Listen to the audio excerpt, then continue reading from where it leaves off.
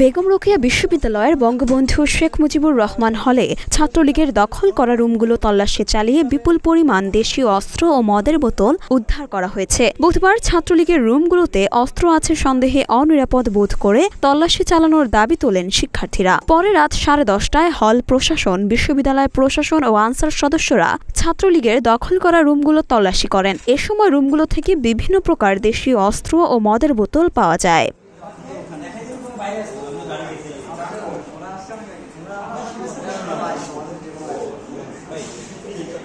সরেজমিনে দেখা যায় বঙ্গবন্ধু শেখ মুজিবুর রহমান হলের ছাত্রলীগের রুমগুলো থেকে একে একে বের হয়ে আসতে থাকে রামদা, চাপাতি, চাকু, কুড়াল সহ বিভিন্ন দেশীয় অস্ত্র।